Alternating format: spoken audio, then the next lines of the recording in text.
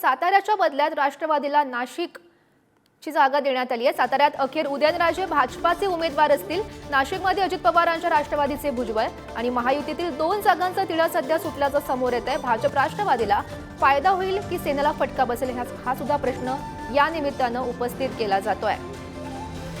तर या संदर्भात माहिती देत आहेत आमचे प्रतिनिधी ज्ञानेश्वर चौतमल सध्या आपल्या सोबत आहेत। ज्ञानेश्वर, महत्त्वाची बातमी आपण पाहतोय, साताऱ्यात आता अखेर उदयनराजे भाजपाचे उमेदवार असल्याचं समोर येते आणि नाशिकमध्ये अजित पवार हे अजित पवारांचे राष्ट्रवादीचे भुजबळ असतील हे सध्या समोर येते। काय नेमकी अधिकची माहिती आहे या संदर्भातली? बरोबर आहे, महायुतीतल्या 2 जागांचा तिढा सुटलेला आहे। 2 जागा, ज्यातली पहिली अत्यंत महत्त्वाची समजली जाणारी, ज्या जागेची सगळ्यात जास्त चर्चा झाली, ती साताऱ्याची जागा। अखेर उदयनराजे भोसले यांना साताऱ्यामध्ये लोकसभेसाठी भाजपकडून जी उमेदवारी आहे ती अंतिम झाल्याचं आपल्याला पाहायला मिळते। तर दुसरीकडे नाशिकमध्ये छगन भुजबळ हे राष्ट्रवादी अजित पवार गटाचे उमेदवार असणार आहेत, यावर देखील शिक्कामोर्तब झालेला आहे। 2 जागांचा जो तिढा होता तो सुटलेला आहे। आपण जर बघितलं असेल तर यापूर्वी साताऱ्याच्या जागेसाठी उदयनराजेंनी सातत्यानं दिल्लीवारी केलेली होती। 3 दिवस ते दिल्लीमध्ये तळ ठोकून होते आणि त्यानंतर जी माहिती समोर येते आहे त्यात साताऱ्याची जी जागा आहे ती भाजपाच्या तिकिटावरतीच जी उदयनराजेंची पहिल्यापासूनची इच्छा होती ती पूर्ण होताना पाहायला मिळते। मध्यंतरी अशी चर्चा होती की उदयनराजे यांना अजित पवारांच्या अर्थात राष्ट्रवादीच्या घड्याळ चिन्हावर निवडणूक लढवावी लागू शकते, मात्र उदयनराजेंनी त्याला नकार दिलेला होता आणि अखेर भाजपच्या तिकिटावर कमळावर उदयनराजे साताऱ्यात लढणार असल्याची जी माहिती आहे ती समोर येताना पाहायला मिळते, त्यावर शिक्कामोर्तब झालेला आहे। तर दुसरीकडे छगन भुजबळ यांनी नाशिकसाठी आग्रह धरलेला होता, त्यासाठीच्या बैठका देखील पार पडलेल्या होत्या। आजही अजित पवार यांच्या उपस्थितीमध्ये पुण्यात मंत्री छगन भुजबळ यांची अगदी काही वेळात बैठक पार पडणार आहे आणि अखेर छगन भुजबळ हे नाशिकमध्ये राष्ट्रवादीला तिकीट मिळालेलं आहे। ती जागा महायुतीमध्ये राष्ट्रवादीला सुटलेली आहे, तिथे ते घड्याळावर उभे राहतील अशा पद्धतीची सगळी माहिती आहे। या सगळ्या प्रकरणामध्ये जर आपण बघितलं असेल तर याचा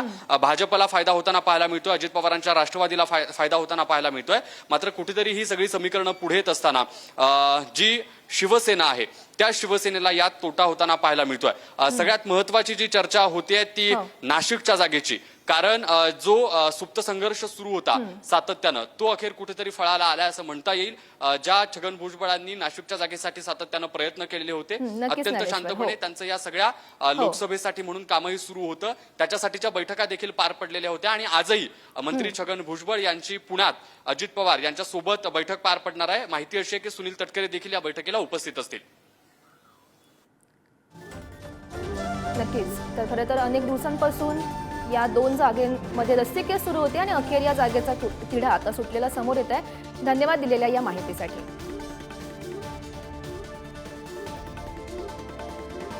तर महत्त्वाची बातमी आपण पाहतोय, महायुतीतील या 2 जागांचा तिढा सध्या सुटल्याचं समोर येत आहे।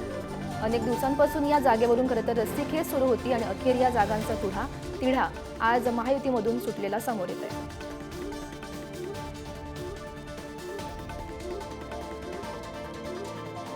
तर साताऱ्याच्या बदल्यात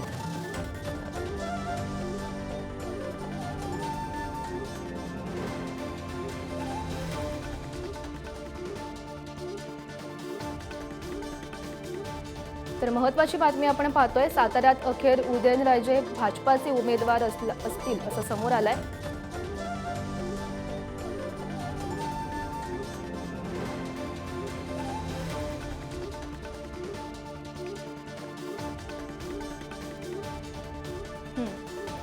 तर आपल्यासोबत बोलण्यासाठी हेमंत गोडसे सध्या आहेत। हेमंतजी, तुमचं स्वागत पुढारी न्यूजमध्ये। आपण सध्या पाहतोय नाशिकमधून छगन भुजबळ यांचं नाव फिक्स झाल्याचं समोर येत आहे, काय तुमची प्रतिक्रिया या संदर्भात?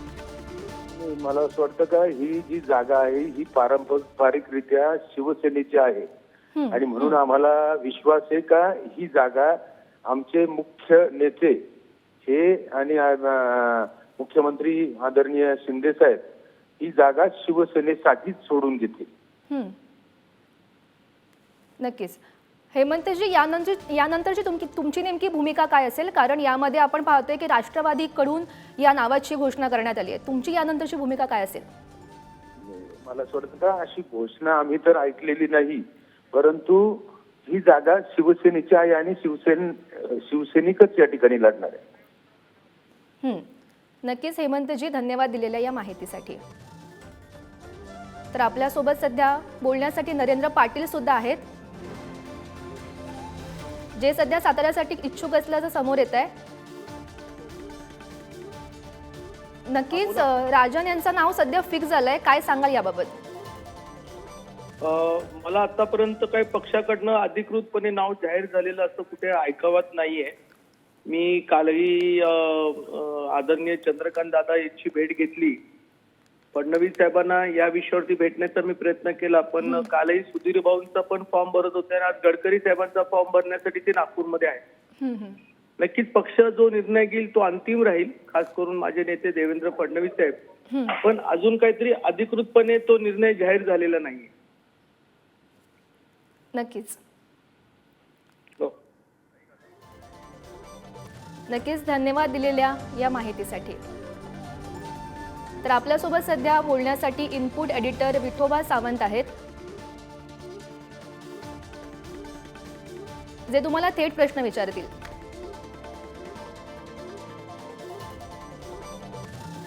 विठोबा सर, तर आपण सध्या पाहतोय 2 जागेंचा तिढा आहे तो अखेर सुटलेला आहे. नाशिकमधून अजित पवारांच्या राष्ट्रवादीचे भुजबळ यांना संधी देण्यात आली आहे, त्यांच्या नावाची सध्या चर्चा सुरू आहे. आणि साताऱ्यातून अखेर आता उदयनराजे हे भाजपाचे उमेदवार असतील हे सध्या स्पष्ट झाल्याचं समोर येत आहे.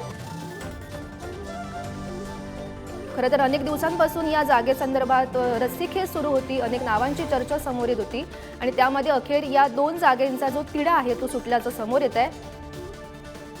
तर साताऱ्यात उदयनराजे हे भाजपाचे उमेदवार असतील, तर नाशिकमधून अजित पवार यांच्या गटाचे छगन भुजबळ यांच्या नावाची सध्या चर्चा सुरू आहे, ते इच्छुक असल्याचं सध्या समोर येत आहे. आणि महायुतीतील या 2 जागांचा तिढा अखेर सुटल्याचं सुद्धा समोर येत आहे. आणि त्यामुळे एकंदरीत या सर्व बातमीमुळे शिंदेच्या सेनेला फटका बसलाय का हे सुद्धा याची सुद्धा सध्या चर्चा होऊ लागली आहे. आणि महायुतीतील या 2 जागेंचा तिढा अखेर सुटल्याचं समोर येत आहे.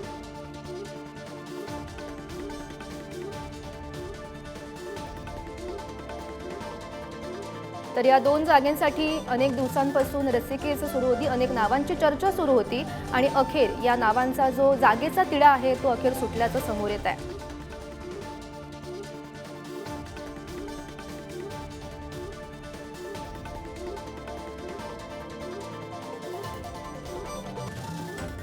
साताऱ्यात अखेर उदयनराजे हे भाजपाचे उमेदवार असतील आणि नाशिकमध्ये अजित पवारांच्या राष्ट्रवादीचे जे छगन भुजबळ आहे ते सध्या इच्छुक होते आणि त्यांचं नाव सध्या समोर येत आहे. अनेक दिवसांपासून खरं तर या जागेबाबत चर्चा सुरू होती, ही जागा नेमकी कोणाला मिळणार याची चर्चा सुरू होती आणि अखेर या जागेचा तिढा सुटला अशी चर्चा सध्या सुरू आहे. महायुतीतील 2 जागांचा तिढा अखेर सुटलेला आहे आणि त्यामुळे या दोन्ही जागेमध्ये भाजप आणि राष्ट्रवादीला फायदा झालाय आणि सेनेला फटका बसल्याचं समोर येत आहे.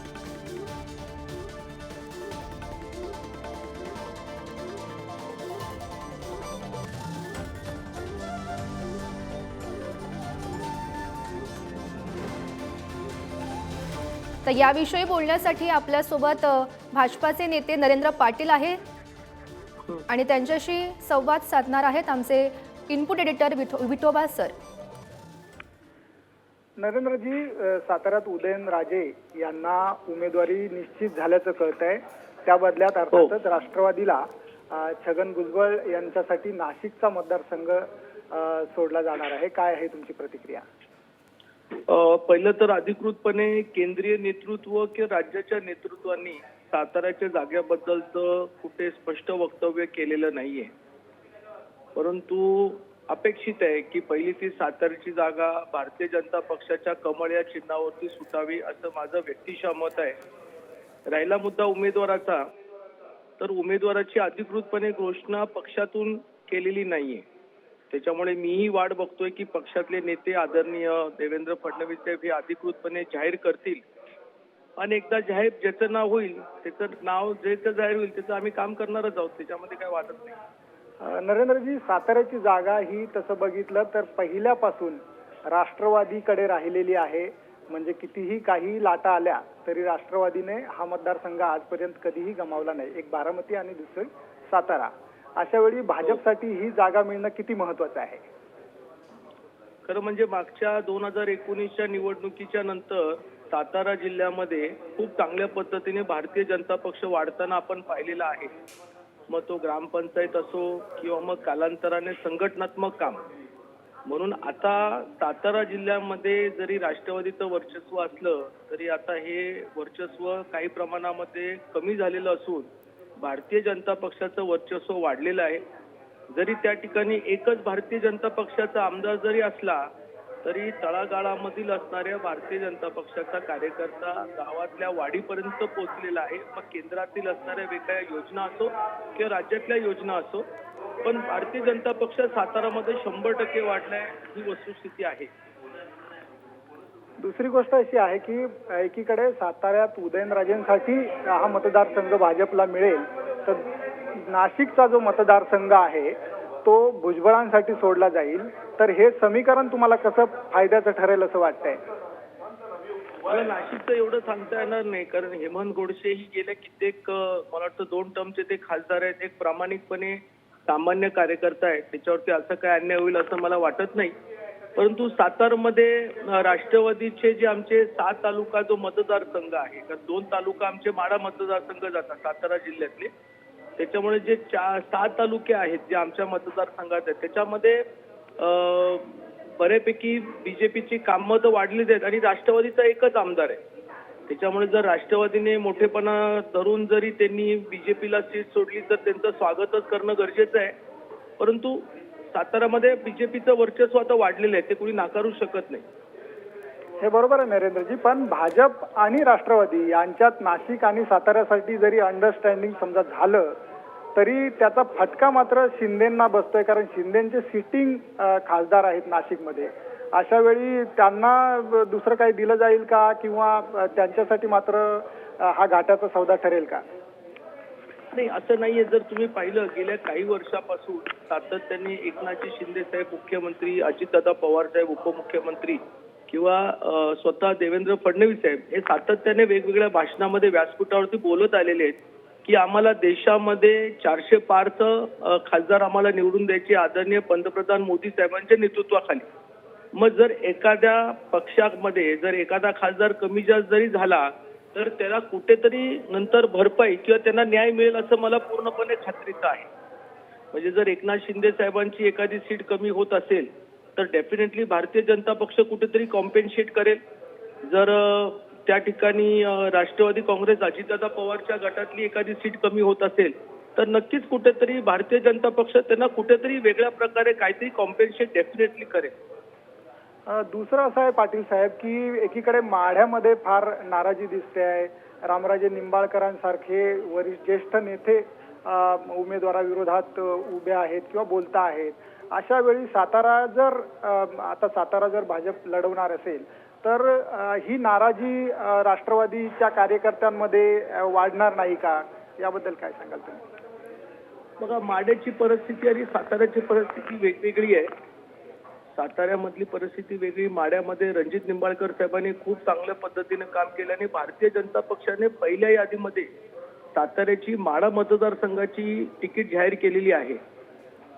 आता ठीक आहे, छोट्या मोठ्या कुणाचे तरी हेवे दावे असतात, याबद्दल आमचे राज्यस्तरावरती आमचे नेते देवेंद्र फडणवीस साहेब किंवा मग अजितदादा पवार गटातले आपले रामराजे निंबाळकर साहेब किंवा मग धैर्यशील पाटील जे आमचे रणजितसिंह मोहिते पाटीलचे चुलत भाऊ आहेत, यांच्यामध्ये जे काही अंतर असेल तो अंतर कमी करण्याचा प्रयत्न पक्ष आपल्या स्तरावरती त्या ठिकाणी करतोय आणि मला यश मिळेल असं मला पूर्णपणे खात्री आहे. कारण रणजितसिंह निंबाळकरांनी 5 वर्षांमध्ये माढ्या मतदारसंघामध्ये इतकं चांगलं काम केलेलं आहे, नो डाऊट की बाबा त्यांना विजयसिंह मोहिते पाटील साहेबांची पण साथ मिळालेली आहे. त्याच्यामुळे विजयदादा मोहिते पाटील साहेब आणि रणजित निंबाळकर साहेबांमध्ये जे काही छोटे मोठे काही विषय असतील ते मार्गीच लागतील. आता रामराजे निंबाळकर साहेबांचा जो विषय आहे मूळचा, तो विषय आदरणीय अजितदादा पवार खूप चांगल्या पद्धतीने हाताळतील असं मला पूर्णपणे विश्वास आहे. दुसरी गोष्ट अशी की आता जर ही जागा भाजपला गेली आहे तर राष्ट्रवादी विरुद्ध राष्ट्रवादी अशी जी लढाई होती साताऱ्यातली ती मात्र होणार नाही. तर आणि अशा वेळी जर शरद पवार म्हणजे गेल्या वेळी आपण 5 वर्षापूर्वी पाहिलं तर उदयनराजे राष्ट्रवादीचं खासदार होऊनही त्यांनी राजीनामा दिला आणि ते भाजपकडे गेले. पोटनिवडणुकीत त्यांचा पराभव झाला. स्वतः पवार साहेब या निवडणुकीत लक्ष घालतायत आणि पक्ष फुटल्यानंतर ते जोरदार फिल्डिंग लावतायत. अशा वेळी साताऱ्याची लढाई किती राष्ट्रवादी विरुद्ध भाजप म्हणजे शरद पवारांची राष्ट्रवादी विरुद्ध भाजप किती संघर्ष असेल या निवडणुकीत? साहेब, यावेळेला तसा काही संघर्ष होणार नाही. 2019ला मी ज्या वेळेला शिवसेना आणि भारतीय जनता पक्षाच्या चिन्हावरती लढलो होतो त्यावेळेची तशी परिस्थिती होती. परंतु मागच्या 5 वर्षामध्ये कराड उत्तर आणि कराड दक्षिण म्हणजे अतुल बाबा भोसले, त्याच्यानंतर धैर्यशील कदम किंवा मग आमचे एकनाथ शिंदे साहेबांचे आमदार पालकमंत्री शंभूराज देसाई, कोरेगावमध्ये महेशजी शिंदे जे आता आमचे एकनाथ शिंदे साहेबांच्या शिवसेनेचे ते आमदार आहेत, जे आता जाता कृष्णा खोरे महामंडळ त्यांना मिळालं. मग शिवेंद्र बाबा, काही प्रमाणामध्ये वाईमध्ये अडचण होऊ शकते, पण आता मकरंद आबा ही अजितदादा पवारांच्या गटामध्ये आहे. त्याच्यामुळे जर तुम्ही सरकारमध्ये आलात, अजितदादा बरोबर आलात, तर अजितदादा पवार, एकनाथ शिंदे साहेब आणि देवेंद्र फडणवीस साहेब या तिघांनी मिळून जो उमेदवार दिलाय त्या उमेदवाराचं काम सगळ्यांनाच करावं लागेल. त्याच्यामुळे मला ही लढत ही पूर्णपणे भाजपच्या उमेदवाराच्या फेवरमध्ये होईल. आणि जो 2019ली परिस्थिती होती राष्ट्रवादीची तशी काय परिस्थिती आता सातारामध्ये निर्माण होणार नाही. आणि आता कुठला जलवा चालणार नाही, कारण अजितदादा पवारांचे विचार हे बऱ्यापैकी राष्ट्रवादी काँग्रेसच्या तरुण वर्गाला आणि जुन्या वर्गाला पटलेले आहेत आणि त्यांनी अजितदादांचं नेतृत्व मान्य केलेलं आहे. धन्यवाद नरेंद्र पाटील साहेब. जी.